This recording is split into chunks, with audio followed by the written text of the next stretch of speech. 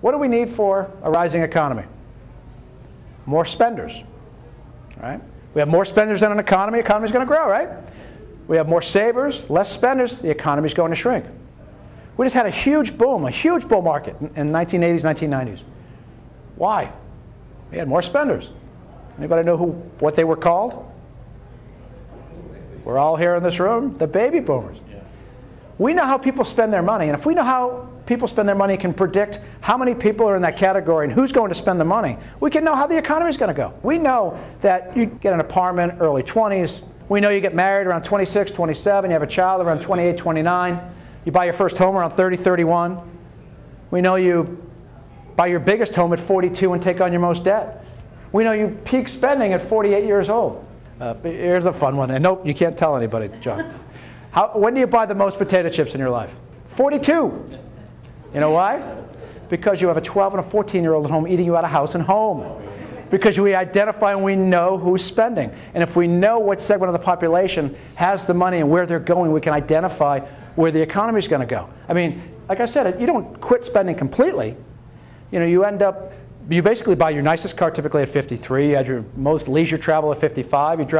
You drink your nicest wine at 56. Like I said, I go on forever, but I won't. But the idea is to know and to really be a student of the economy and the markets and to identify. If we know people peak their spending at 48 years old, and we know how many people are going through society, you can predict the economy and the markets, and that's what led me to do that. 1957 was the largest birth year this country's ever had. If we know people peak spending at 48 years old, what's 48 in 1957? 2005.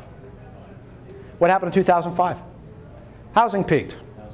It wasn't a surprise. It wasn't a gotcha. It was easily predictable. I started writing about it in 2006 simply based on demographics.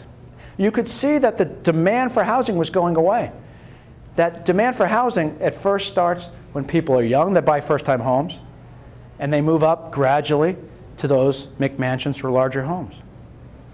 And you can see why first-time homes might be in demand next as the next generation, the echo boomers, the kids born from 82 to 94, will come into the economy, but not for another 3 or 4 years.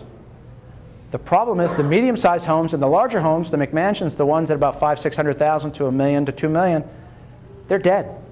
Because who's going to buy them? The economy is going to do what it's going to do. The newspaper could talk about it all they want. Oh, real estate will come back. They don't say why, just because it did once before. Those are the same people that own Cisco, Intel, Microsoft in 1999 at, Cisco at 80 bucks and it's 19, and they say, well, it's going to come back because it was once there before. Well, guess what? You just had 10 years of negative earnings. In fact, if you were in the stock market just by itself in a buy and hold mode, what's it called? The lost decade, right? You've got to be tactical in this market, and you've got to identify where we are in this economy, where we are in this market, and realize what demographics do and how people spend. This is the stock market. This red line is births. We lag it for 48 years. We adjust it for immigration. This blue line is the stock market. The stock market can predict and forecast and follows how people spend. Why? Because the market grows when the economy grows, and the economy does what? It grows when we have more spenders and less savers. The 80s and 90s, we had the baby boomers who were what? They were young. They were more spenders, right? Well, if we know people spend the most at 48 years old, what's the biggest segment of the population today? The baby boomers. How old are they? Past 48 years old. We now have a situation in an economy where people are spending less. It's a natural cycle. There's nothing you can do about it. The government can throw all the money they want into this. It doesn't make any difference. They can add all the tremulous, well, not all they want. If they added about 50 trillion, it could make a difference.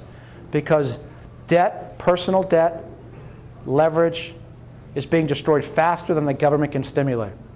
$14 trillion in stimulus, 2.8% GDP, 9.5% unemployment. Folks, those people aren't coming back to work anytime soon. The economy is coming and meeting a new equilibrium. We're now finally producing just the right amount of stuff that people need to buy.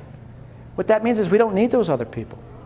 I'm not trying to be mean, but if you create Some people call it the new normal. It's basically just a new equilibrium.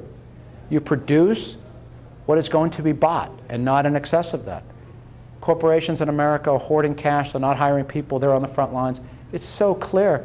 They don't see it because they're looking at this too. The government is trying to make up artificial demand by adding all this. And I mention this, and I want to make this really clear. I'm not trying to be negative or morbid or to scare you. Just simply that you need to identify and know where we are in this, and you'll do just fine. We did really well in 2008. We did great 2009 and 2010. It is so important to identify and know where we're going and where we're going to be.